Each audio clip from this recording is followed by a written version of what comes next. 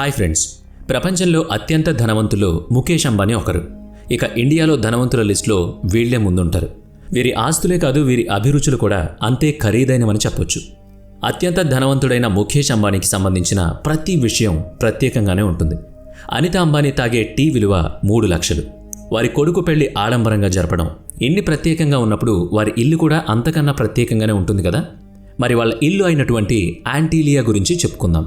యాంటీలియా వాళ్ళ ఇంటి పేరు, అంటే వాళ్ళు కట్టుకున్న హౌస్ పేరు. అందుకే ఈరోజు మన దేశంలోనే అత్యంత ఖరీదైన ఇల్లు అయినటువంటి యాంటీలియా గురించి చెప్పుకోబోతున్నాం. 1300 కోట్ల విలువైన ఇల్లది. ఇంత ఖరీదైన ఇంటిని నిర్మించడానికి చాలానే టైం పట్టింది. ఈ ఇంట్లో ఒకరిద్దరు కాదు, 700 మంది ఉంటారు. యాంటీలియాలోని ప్రతి ఫ్లోర్ మేనేజర్కి ఏడాదికి 2 కోట్ల వేతనం వేస్తారు. ఆశ్చర్యపోయారు కదా. యాంటీలియాని ఎలా నిర్మించారో ఈరోజు వీడియోలో వివరంగా చెప్పుకుందాం పదండి. ఇది మహల్గా ఎందుకుంది, ఇందులో ఉన్న ప్రత్యేకత ఏంటి? యాంటీలియా గురించి చెప్పాలంటే 2002 అని చెప్పాలి. ముఖేష్ అంబానీ మరియు నీతా అంబానీ నివాసం యాంటీలియా ప్రపంచంలోనే అత్యంత ఖరీదైన నివాసం. ముంబైలోని ఆల్టామౌంట్ రోడ్, కుంబుల్లా హిల్లో ఉన్న ఈ ప్రాపర్టీ 4 లక్షల చదరపు అడుగుల విస్తీర్ణంలో విస్తరించి ఉంది. యాంటీలియా అనే పేరుకి అర్థం ఏంటో చాలామందికి తెలిసి ఉండకపోవచ్చు.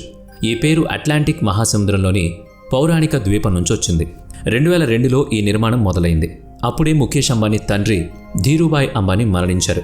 అతని మరణానంతరం అతని వ్యాపారాన్ని అతని 2 కుమారులు ముఖేష్ అంబానీ, అనిల్ అంబానీ పంచుకున్నారు. ఆస్తుల పంపకం పూర్తవగానే ముఖేష్ అంబానీ ఒక ఖరీదైన ఇల్లు కట్టుకోవాలని నిర్ణయించుకున్నారు.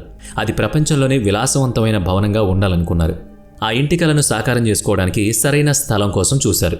ఆ ఇంటి స్థలం కోసం వెతకడం అంత సులువైన విషయం కాదు. ఎందుకంటే 27 అంతస్తుల భవంతి కోసం ఆషామాషిగా ఉండే స్థలం సరిపోదు. అంత బరువుని తట్టుకుని, భూకంపం లాంటి ప్రకృతి వైపరీత్యాలను తట్టుకునే స్వభావాన్ని ఆ నేల కలిగి ఉండాలి. వీటికి తోడు ఈ స్థలం ముంబైలోని మెయిన్ స్ట్రీమ్లో ఉండాలి. అనేక ప్రయత్నాల తర్వాత అలాంటి స్థలం దొరికింది.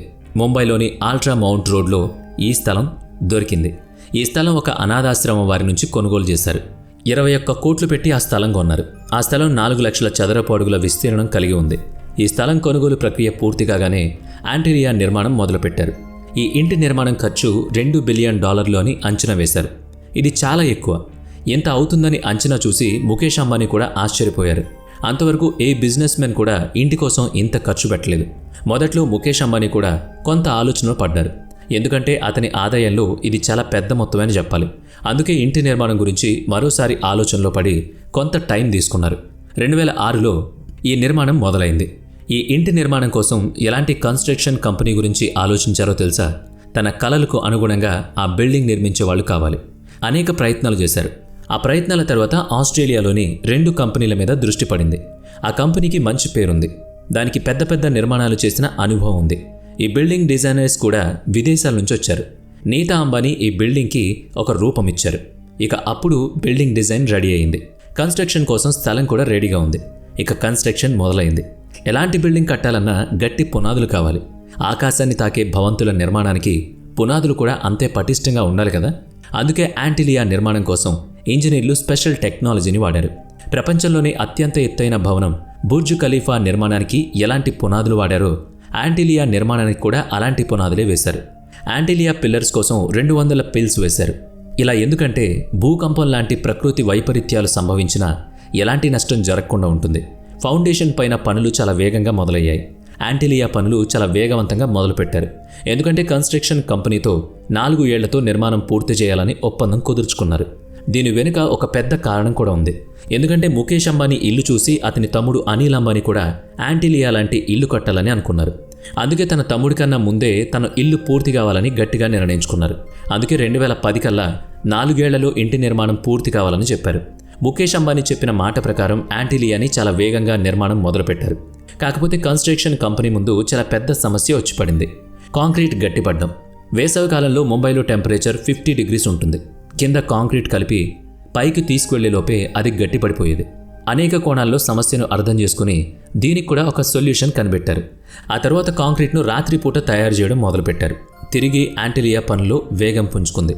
చివరికి 2010లో ముఖేష్ అంబానీ కలల సౌధం పూర్తయింది. $2 బిలియన్ కట్టిన ఇలాంటి నిర్మాణం ప్రపంచంలో చాలా అరుదు. మొత్తం 27 అంతస్తులు. ఎన్నో ఏళ్లుగా ఏ ఇంటి నిర్మాణం కోసమైతే ముఖేష్ అంబానీ ఎదురు చూశారో ఆ ఇంట్లో ఏడాది కూడా ఉండలేదు. ముఖేష్ అంబానీ కుటుంబం జ్యోతిష్య శాస్త్రాన్ని బలంగా నమ్ముతుంది. వీరు అనేక మంది పండితుల్ని కూడా కలిశారు. ఎక్కువ మంది 2012లో గృహప్రవేశం చేస్తే బాగుంటుందని సలహా ఇచ్చారు.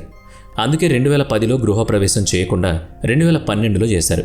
2012లో అంగరంగ వైభవంగా గృహప్రవేశం జరిగింది. 50 మంది పండితులను పిలిచి గొప్పగా పూజలు కూడా చేశారు. యాంటీలియా ఎలా కట్టారో ఇప్పటి వరకు తెలుసుకున్నాం. ఈ యాంటీలియాలో ఏ వసతులున్నాయో కూడా తెలుసుకుందాం. చెప్పడానికి ఇది ముఖేష్ అంబానీ పర్సనల్ ఇల్లుగానే ఉంటుంది. ఇందులో రిలయన్స్ ఇండస్ట్రీస్ అధినేత ముఖేష్ అంబానీతో పాటు 600 మంది ఉద్యోగులు ఉంటారు. ఇలాంటి ఇంట్లో అన్ని రకాల సౌకర్యాలు ఉండడంలో ఎలాంటి ఆశ్చర్యం లేదు. వీటికి తోడు అనేక మోడర్న్ ఫెసిలిటీస్ కూడా ఉన్నాయి. ఈ బంగ్లాలో 3 హెలిప్యాడ్స్ ఉన్నాయి. ఒక ఆలయం, జిమ్, ప్రైవేట్ స్పా, వీటికి తోడు ఒక పర్సనల్ థియేటర్, 50 మంది కూర్చుని మూవీ చూడొచ్చు. ప్రైవేట్ గార్డెన్ ఉంది. ఇలాంటి ఎన్నో సౌకర్యాలు అనేక ఉన్నాయి. వాటి గురించి సాధారణ ప్రజలు కల్లో కూడా ఊహించలేరు. వీటికి తోడు 2 అంతస్తుల్లో హెల్త్ సెంటర్స్ కూడా ఉన్నాయి. ముఖేష్ అంబానీకి వాహనాలంటే కూడా చాలా ఇష్టం. కోట్ల విలువ చేసే కార్లు అనేక ఉన్నాయి. మీరు చెప్తే నమ్మరు, 168 కార్లున్నాయనుకో. ఆ కార్లు పార్క్ చేసేందుకు ప్రత్యేకంగా ఈ బిల్డింగ్లో ప్లేస్ కేటాయించారు. 7వ అంతస్తులో పార్కింగ్ సదుపాయం ఉంటుంది. ఆ ఫ్లోర్ అంతా ఖరీదైన కార్లతో నిండిపోయి ఉంటుంది. యాంటీలియాలో ఉండే స్టాఫ్ గురించి చెప్పాల్సి వస్తే వీళ్ళంతా ఇంట్లో కాకుండా 5 స్టార్ హోటల్లో ఉన్నట్టుగా ఉంటారు. వాళ్ళు ఫుల్ టైం ఇక్కడే ఉంటారు. ఒక్కో ఫ్లోర్లో ఒక హెడ్ ఉంటాడు.